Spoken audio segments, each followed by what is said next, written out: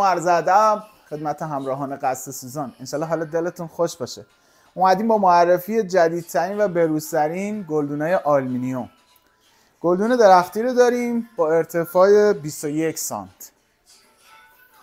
گلدون پوست چرمی رو داریم با ارتفاع 27 سانت که گلدون خیلی خوبی بوده برامون. گلدون حلقه‌ای رو داریم با 30 سانت، یه گلدون واقعا جذاب. گلدون تیمپو داریم، همون تنبک خودمون، با ارتفاع 30 سانت و گلدون پایدار توپولو داریم با ارتفاع 40 سانت. یه گلدون پرطرفدار و با ابهتی است. و گلدون استوانه با ارتفاع 50 سانت.